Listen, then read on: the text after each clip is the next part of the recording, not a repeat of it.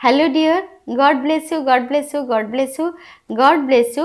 आपण चलतु किछिटा आमे बुझिबा गीतार सार। आज मु तो निमित्त मात्र, मु तो बेसी किछि जानिनी कि बेसी किछि बुझेई परिबिनी, किंतु अल्प किछि मोर गीतारू मु जेते कि कलेक्ट करिछि ताकू मु साधा भाषा रे, आमर साधा भाषा रे कोन आमको भगवान कृष्ण अर्जुन को कहिचंती आ ता माध्यम रे आम मानव समाज पई कोन कहिचंती।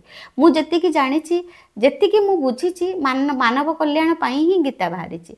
आ गीताटा खाली आम पई नुह, समस्तक पई जानिबा दरकार। छोट पिलाठू आरंभ करी सबु धर्मर लोक, सबु जातिर, सबु जाति वर्णर लोक भी गीतार सार जानिबा दरकार। मु सबु किछि तो कहि पारिनी, ए वीडियो रे अल्प किछि आपनको कहबा को आसीछि। गीता रे कोन, गीतार सार मुख्य उद्देश्य गीतार कौन, भगवान कौन ना, मु जी बुझिली, मु जानिली लॉ ऑफ अट्रैक्शन गीता भितर भरी भरी होइकी रहिछि। एक्चुअली आमे ताको जेतेबेले साधा रे बुझिबा, जेतेबेले खाली माने आमे पूरा साधा आम ओडिया, आम भाषा रे, आम लोकल भाषा रे आमे जेतेबेले ताको बुझिबा जे सत कथा तो आकर्षण सिद्धांत तो आम गीतारे भरी होइकी अछि। किंतु आमे कोन करूछु ना, गीता को भगवान को पोथी, भगवान को गीता भाबी के 2-4 पेज पढ़ी दउछु, थोई दउछु, किंतु एक्चुअली ता सार आमे बुझिनु। ता सार जदि थरे आमे बुझी जिबा ताहले आमे लॉ ऑफ अट्रैक्शन भी भल से बुझी परिबा।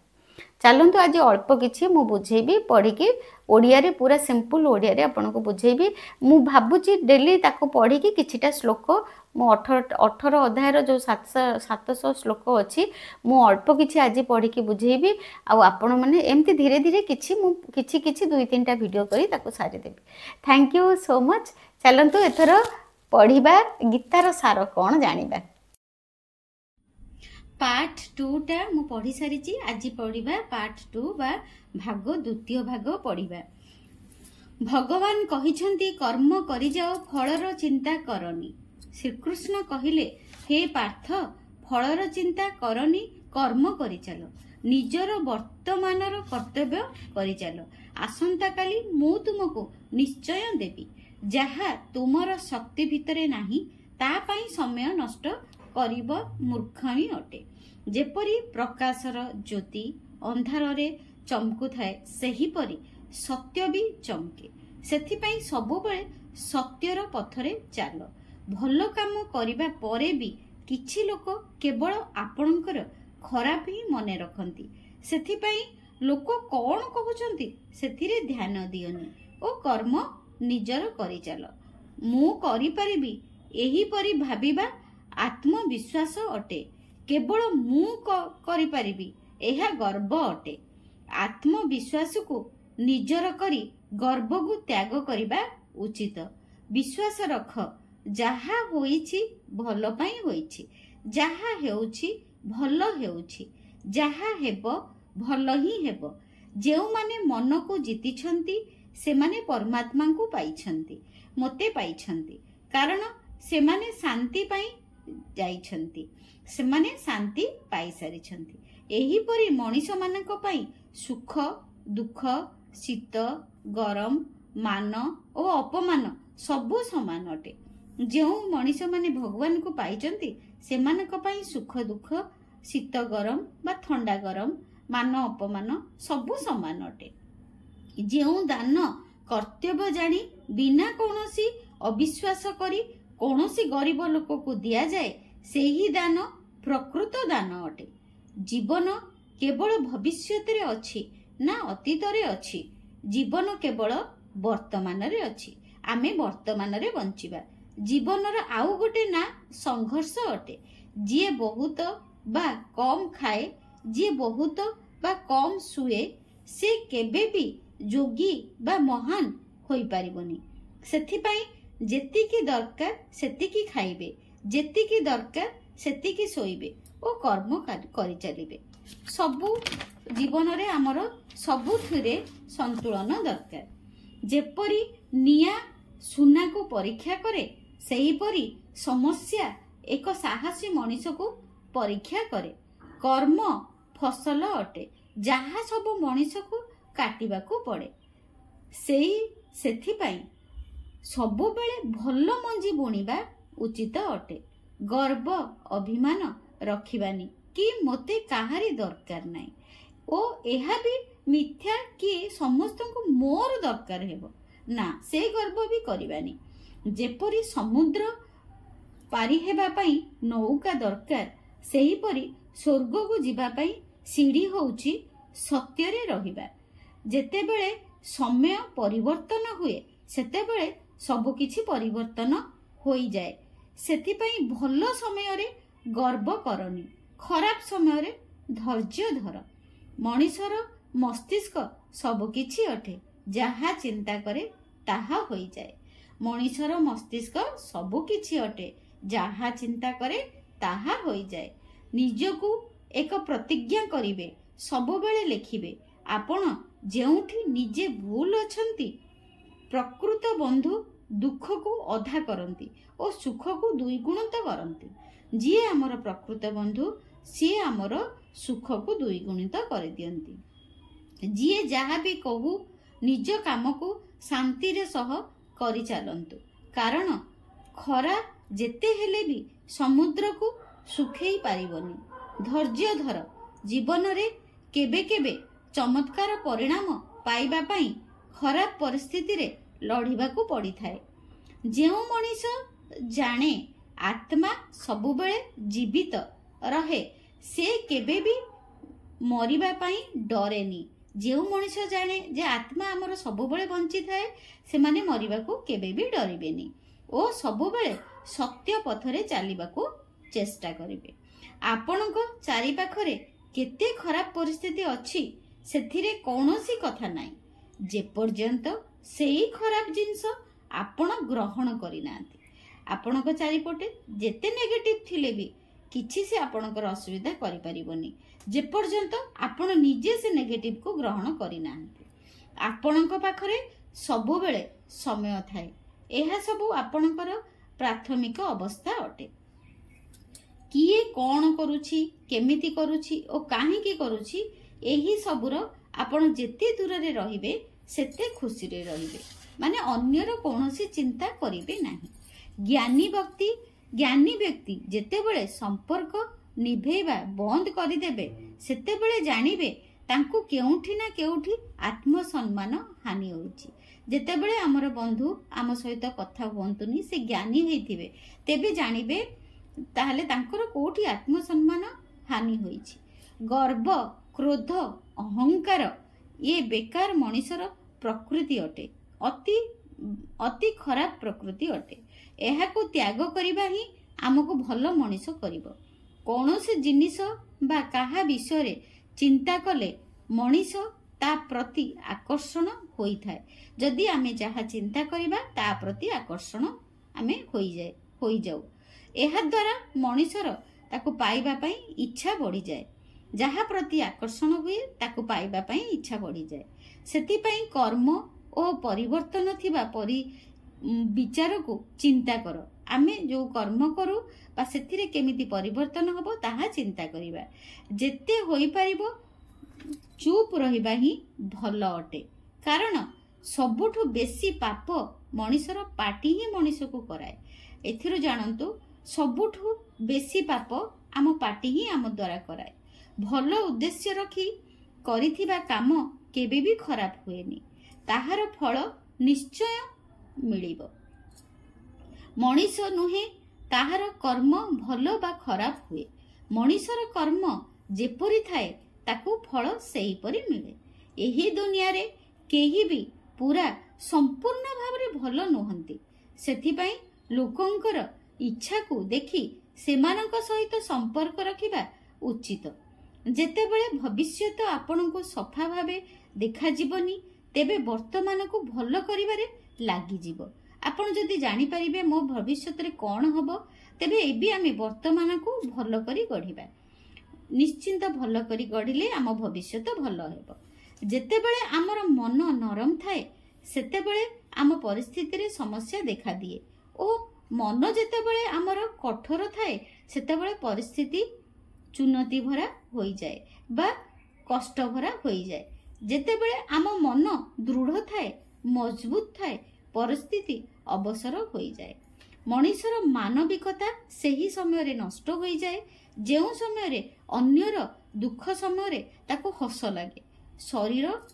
ମଣିଷର ମାନବିକତା ନଷ୍ଟ ହୁଏ ସେତେବେଳେ ଯେତେବେଳେ ଅନ୍ୟର ଦୁଃଖ ଦେଖି ତାକୁ ହସ ଲାଗେ। ଶରୀରଧାରୀକୁ କେବେ ବି ବଦ୍ଧ କରିପାରିବନି, ସେଥିପାଇଁ କୌଣସି ଜୀବ ପ୍ରତି ଶୋକ କରିବା ଉଚିତ ନୁହେଁ।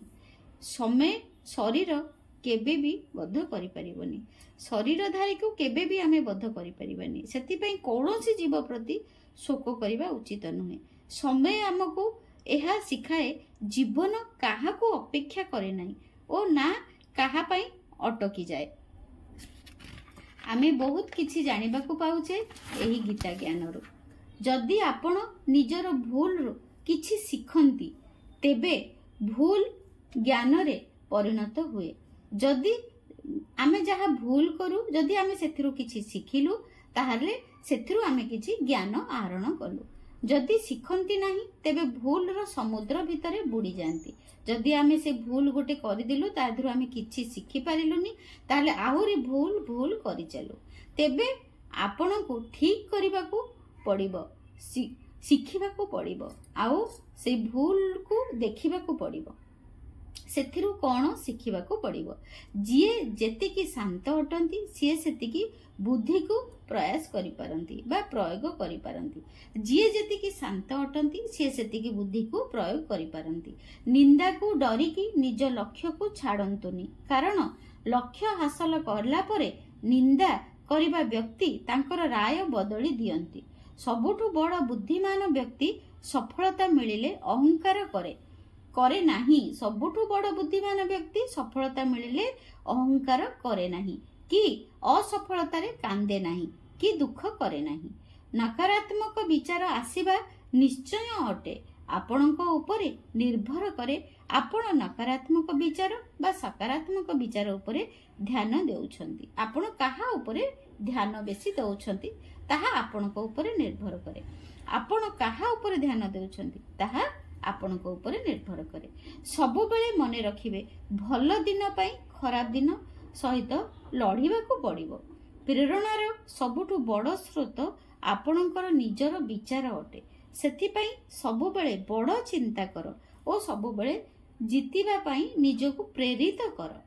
ଯେଉଁ ଲୋକମାନେ ବୁଦ୍ଧିକୁ ଛାଡ଼ିକି ଭାବନାରେ ବୁଡ଼ି ଯାଆନ୍ତି ସେମାନଙ୍କୁ ସମସ୍ତେ ମୂର୍ଖ ବୋଲି ଭାବନ୍ତି। ସମୟ ପୂର୍ବରୁ ମିଳିଥିବା ଜିନିଷ ତାର ମୂଲ୍ୟ ହରେଇ ଦିଅନ୍ତି ଓ ସମୟ ପରେ ମିଳିଥିବା ଜିନିଷ ନିଜର ମହତ୍ତ୍ୱ ହରେଇ ଦିଅନ୍ତି। ସେଥିପାଇଁ ସମୟକୁ ସମ୍ମାନ ଦିଅନ୍ତୁ ଓ ନିଜର କର୍ମକୁ ସମୟ ଭିତରେ କରିବା ପାଇଁ ଚେଷ୍ଟା କରନ୍ତୁ। ଯେପରି ପାଣିରେ ଭାସୁଥିବା ନୌକାକୁ ଠିକ ଦିଗରେ କାବୁ ନ କରିବା ତେବେ ତୁଫାନ ସେଇ ନୌକାକୁ ଲକ୍ଷ୍ୟରୁ ଅଲଗା ଆଡ଼କୁ ନେଇଯିବ। ଠିକ ସେହିପରି ଆମ ଇନ୍ଦ୍ରିୟକୁ କାବୁ କରି ଠିକ ଦିଗରେ ଚାଲିଲେ ମଣିଷ ଠିକ ରାସ୍ତାରେ ଯାଇପାରେ। କାବୁ କରି ନ ପାରିଲେ ଭୁଲ ରାସ୍ତାରେ ମଣିଷ ଚାଲିଯାଏ। ଯେପରି ଜଳରେ ଭାସୁଥିବା ନୌକାକୁ ଠିକ ଦିଗରେ କାବୁ ନ କରିବା ତେବେ ତୋଫାନ ତାହାକୁ ନିଜ ଲକ୍ଷ୍ୟରୁ ଦୂରେଇ ନେବ। ଠିକ ସେହିପରି ଇନ୍ଦ୍ରିୟକୁ କାବୁ କରି ଠିକ ଦିଗରେ ନିଜକୁ ପରିଚାଳିତ ନ କଲେ ଇନ୍ଦ୍ରିୟ ସୁଖ ମଣିଷକୁ ଭୁଲ ରାସ୍ତାରେ ନେଇଯାଏ। ଆପଣଙ୍କ ବିଶ୍ୱାସ ଏକ ପାହାଡ଼କୁ ବି ହଲେଇ ଦେଇପାରିବ, କିନ୍ତୁ ନିଜ ମନର ଅବିଶ୍ୱାସ ସନ୍ଦେହ ଆଉ ଏକ ପାହାଡ଼କୁ ଛିଡ଼ା କରିଦେବ। ନିଜର ଅସୁବିଧା ପାଇଁ ଅନ୍ୟକୁ ସନ୍ଦେହ ବା ଅନ୍ୟକୁ ଦୋଷ ଦିଅ ନାହିଁ। ନିଜ ମନକୁ ବୁଝାଅ। ନିଜ ମନର ପରିବର୍ତ୍ତନ ହିଁ ନିଜ ଦୁଃଖର ଅନ୍ତ ଅଟେ। ନିଜକୁ କେବେ ବି ଦୁର୍ବଳ ଭାବନି। ଯଦି ଆପଣ ପଡ଼ିଯାଉଛନ୍ତି ତେବେ ଉଠିବାକୁ ଚେଷ୍ଟା କରନ୍ତୁ। କୃଷ୍ଣ କହୁଛନ୍ତି ପୁରା ନିଷ୍ଠାର ସହ କର୍ମ କରିଚାଲ, କର୍ମ ସବୁ ମୋ ଉପରେ ଛାଡ଼ିଦିଅ ବା ବାକି ସବୁ କର୍ମର ଫଳ ମୋ ଉପରେ ଛାଡ଼ିଦିଅ। ନିଜେ ନିଷ୍ଠାର ସହ କର୍ମ କରିଚାଲ ଆଉ ସବୁ କିଛି କୃଷ୍ଣଙ୍କ ଉପରେ ଛାଡ଼ିଦିଅ ବା ଭଗବାନଙ୍କ ଉପରେ ଛାଡ଼ିଦିଅ। ହେଇପାରେ ସବୁଦିନ ଭଲ ହୋଇ ନପାରେ, କିନ୍ତୁ ପ୍ରତ୍ୟେକ ଦିନ କିଛି ନା କିଛି ଆପଣଙ୍କ ସହିତ ଭଲ ହୁଏ। କାନ୍ଦିବା ବନ୍ଦ କର ଓ ନିଜ କଷ୍ଟ ସହିତ ଲଢ଼ିବା ଶିଖ। सेवा समस्तंकर कर किंतु आशा काहाठारु रखनी कारण सेवार प्रकृत फल मु ही दिए। एकुटिया रहिबा आपनकु एहा सिखाए कि निज पाखरे निजे निज छिड़ा आउ किछि न थाए, निज छड़ा आउ किछि न थाए। जेतेबेले आमे एका थाउ आमे सेतेबेले जानु आम पाखरे आम निज छड़ा आउ किछि नाही। दुई प्रकार लोक एही दुनिया रे स्वर्गर भी उपरे थांती, माने आमे स्वर्गर जेंती भगवान थांती सेमती आम दुनिया रे दुई प्रकार लोक थांती। गोटे एपरी जे बहुत शक्तिशाली होई थाई मध्य अन्य को क्षमा कर दिए ओ दुई रे सीए जी गरीब होई कि भी दान करती सेमाने स्वर्ग सहित समान अटंती। प्रेम शरीर और सुंदरता को देखी हुएनी, प्रेम हृदय हुए। प्रेम शरीर को बा आमर सुंदरता देखिकी लोक करंतिनी, प्रेम हृदय हुए।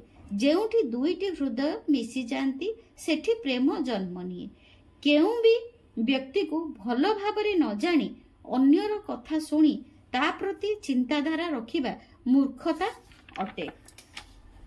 जीवन रे सबु किछि सरीगला भली सेमिति किछि नाही, सबु बेले एक नुआ उद्देश्य अपेक्षा करी रही थाए। जीवन रे जदि खुशी रहिबार अछि तेबे आपण ध्यान सेठी लगांतु जेउठी आपणको खुशी मिलुछि। कष्ट समय रे धैर्य धरिबा, खुशी थिबा समय रे दया और दान करिबा, संकट समय रे सहनशीलता ही श्रेष्ठ मनीषर परिचय अटे। कष्ट समय रे धैर्य धरिबा, खुशी थिबा समय रे दया और दान करिबा, संकट समय रे सहनशीलता हेबा श्रेष्ठ मनीषर परिचालना अटे, श्रेष्ठ मनीषर परिचय अटे। जेउ मनीष सफा और सीधा कथा कहती तांको कथा कठोर निश्चय लगे किंतु से मनीष काहा सहित छलना करंतिनी।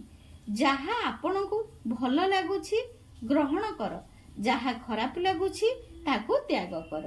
एहा काहेकि हेउ, एहा जहा भी हो देखंतु आपनका पाखरे जहा भी जी जहा भी कहूछि जदि आपनकु भल लागुछि ताहले ताको ग्रहण करंतु, जी जहा भी कहूछि जदि आपनकु खराब लागुछि ताहले ताको ग्रहण करंतु नाही, त्याग करंतु।